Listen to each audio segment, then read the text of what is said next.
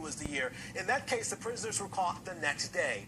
Here we are, 4 days later, and these two are still out there somewhere. So how much longer will they be able to evade authorities? We're trying to figure it out. Joining us this morning is Fugitive Recovery Specialist John Scanlon. Good morning to you.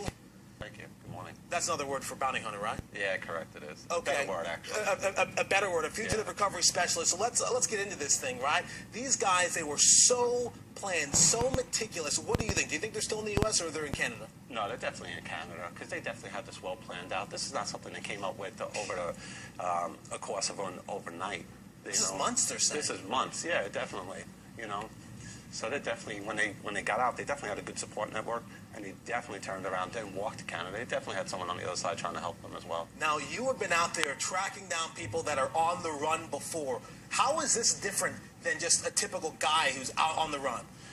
This is much different. You have to understand, when you're going to start off with something like this, you have to look at who helped them. Who was their support network? Who helped them inside the prison?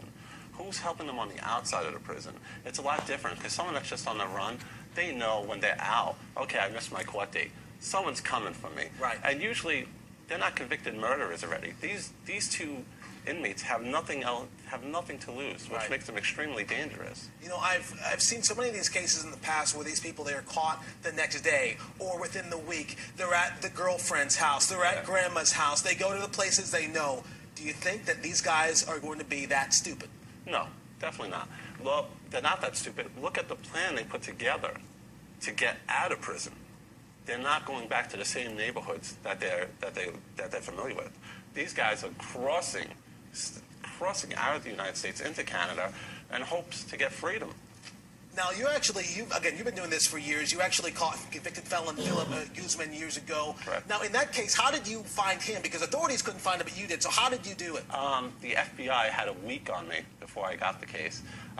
They tend to overlook sometimes certain things.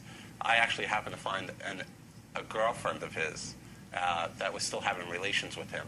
And I put pressure, and she actually cracked and gave me an address where he was at. Do you think that cracking this case, finding these two murderers, will be as simple?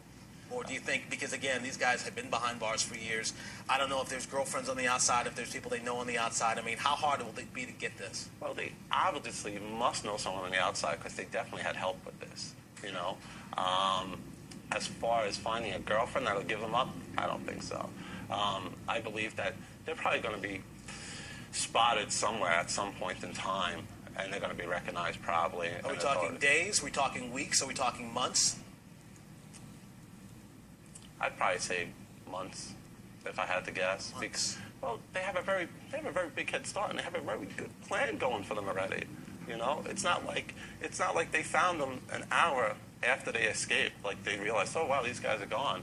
Yeah, they actually had decoy dummies in place in their bed. They left a note for the people in the morning when they did the head check, the head count. So these guys planned this out potentially for months. The hope, of course, is that they are found sooner than later. These guys are extremely dangerous. As you mentioned, nothing at all to lose.